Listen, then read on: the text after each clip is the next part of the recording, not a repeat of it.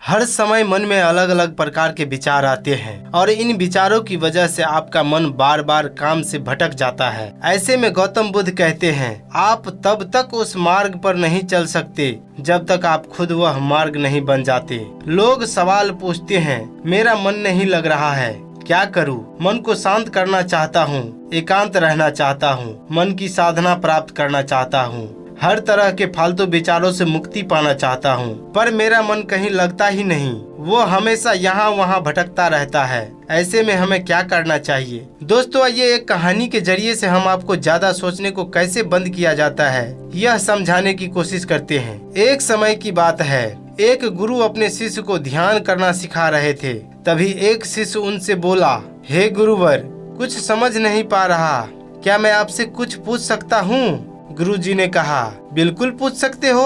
शिष्य ने कहा, जैसे मैं पानी पीता हूँ तो मेरी प्यास बुझ जाती है, या कोई भी पानी पीता है तो उसकी प्यास बुझ जाती है, तो यह ध्यान के संबंध में ऐसा क्यों नहीं होता? जब आपके कहे अनुसार एक जैसा ध्यान करते हैं तो हम में से कोई पहले तो कोई बाद में तो कोई कभी भी ध्यान की स्थिति प्राप्त नहीं कर पाता है। ऐसा क्यों होता है? जैसे पानी से सबकी प्यास बुझ जाती है, वैसे ही ध्यान से सबका ज्ञान का चक्षु खुल जाना चाहिए, पर ऐसा क्यों नहीं होता है? गुरुजी ने कहा, कल किसी ने भोजन पर हमें आमंत्रित किया है, कल तुम मेरे साथ चलना, मैं तुम्हारे प्रश्नों के उत्तर वहीं पर दूंगा। अगले दिन गुरु और शिष्य भोजन के लिए एक धनी व्यक्ति के घर पहुँचे। धनी व्यक्ति की पत्नी ने उन्हें भोजन पर बुलाया था। दोनों भोजन करने बैठ जाते हैं। उन्हीं के साथ उस स्त्री का पति भी भोजन करने बैठा हुआ था।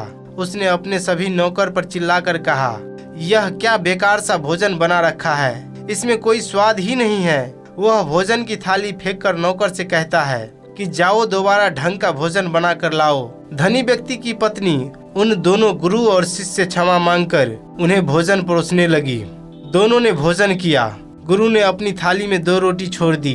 गुरु ने उस स्त्री से कहा कि बेटी, क्या तुम मुझे यह रोटी बांध कर दे सकती हो? स्त्री ने उन रोटियों को बांध कर दे दिया। उसके बाद दोनों वहां से निकल गए। रास्ते में गुरुजी ने शिष्य से पूछा कि तुम्हें भोजन कैसा लगा? शिष्य ने कहा, भोजन तो अति स्वादिष्ट था, मुझे पसंद आया, मुझे भोजन करके बहुत अच्छा लगा, लेकिन उस स्त्री के पति को भोजन पसंद क्यों नहीं आया? गुरु ने कहा, इससे अधिक तुम्हें और कुछ नहीं लगा?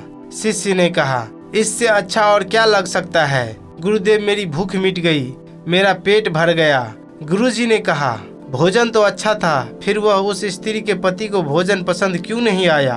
भोजन तो बहुत अच्छा था ना, भोजन एक ही था, तब उसे पसंद क्यों नहीं आया? शिष्य ने कहा, आप ठीक कह रहे हैं गुरुदेव, मैं तो कुछ समझ नहीं पाया, आप ही कुछ बताइए।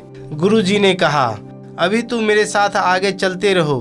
गुरु शिष्य चलते चलते बहुत दूर निकल आए। शिष्य ने गुरुजी से कहा, गुरुदेव, हम हमारे आश्रम के मार्ग पर तो नहीं हैं, फिर हम कहाँ जा रहे हैं? गुरु ने कहा, बस चलते रहो।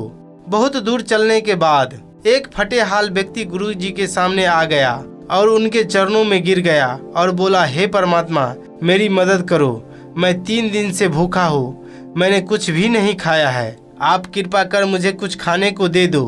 गुरु ने उस व्यक्ति को पेड़ के नीचे बिठाया और उन 2 रोटियों को निकाल कर दिया जो उस महिला ने उसे बांध कर दी थी। रोटियों को देखते ही उस गरीब व्यक्ति की आंखें में चमक आ गई। उसने तुरंत उन दोनों रोटियों को खा लिया। खाते समय उस व्यक्ति की आंखों से आंसू निकल रहे थे।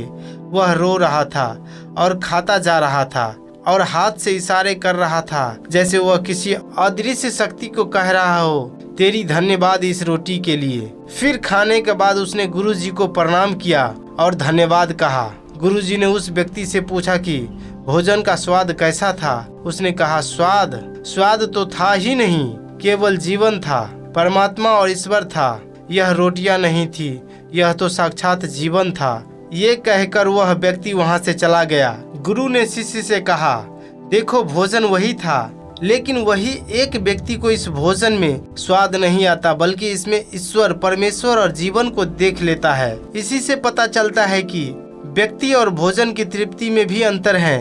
पहले व्यक्ति की इसमें कोई तृप्ति नहीं होती, तुम्हें थोड़ी तृप्ति होती है, और इस व्यक्ति को अनंत तृप्ति होती है। ऐसा ही ध्यान के संबंध में भी होता है। जिसको जितनी ज्यादा प्यास होती है, उस शिष्य की जिज्ञासा का साधना हो गया था।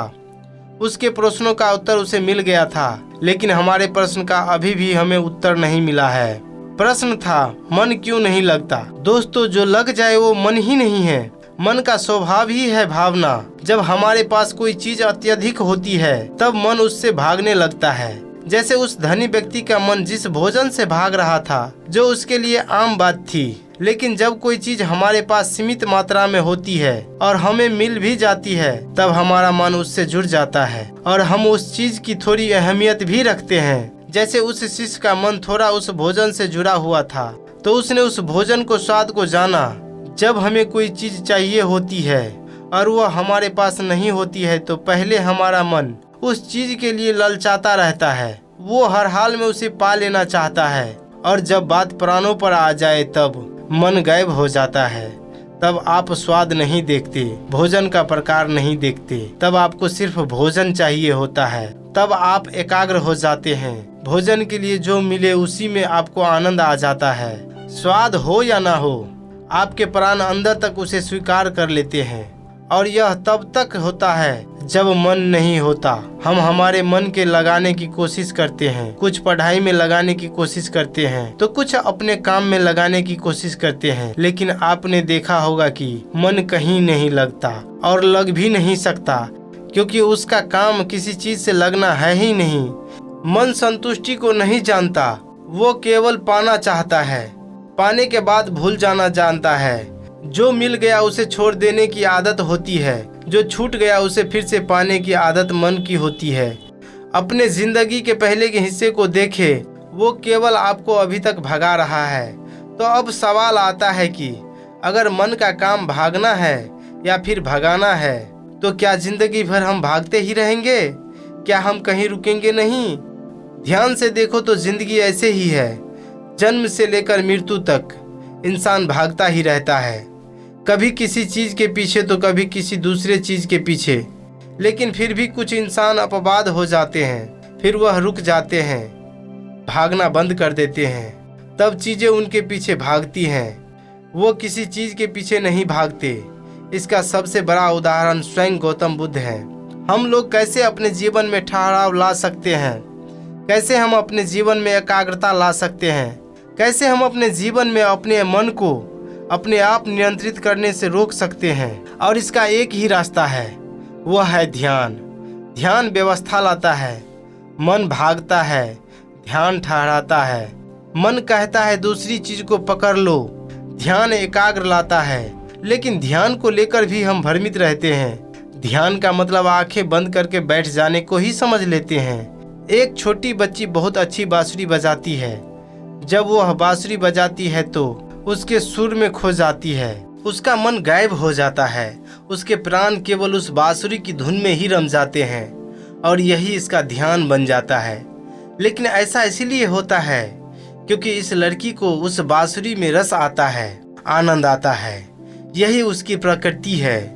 तब उसके मन में कोई हलचल नहीं होती। तब वो ना तो भूतकाल की बात सोचता है न भविष्य काल की, वो केवल वर्तमान के क्षण में ही रहता है, और यही उसका ध्यान है। जो व्यक्ति जो होते हैं, अगर वह वही होने लगते हैं तो उसे स्वतः ही ध्यान घटित होने लगता है, वह एकाग्र होने लगता है।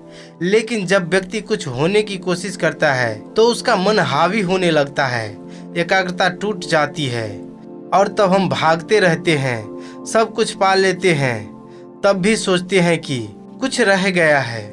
और यह अधूरापन कभी पूरा नहीं होता, क्योंकि जो आप हो सकते थे, जो आपकी प्रकृति थी, वह आप नहीं हुए, बाकी सब कुछ हो गए। ऐसे ही आप हमेशा अधूरे रह जाते हैं। मन की प्रकृति ही लगने की नहीं है, जो लगता है वह एकाग्र है, वह ध्यान है।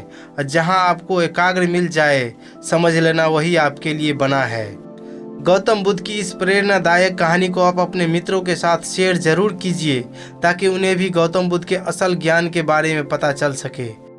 दोस्तों, वीडियो अगर आपको पसंद आया हो तो इस चैनल को सब्सक्राइब जरूर कीजिए और कमेंट बॉक्स में नमो बुद्धाय लिखना न भूलें।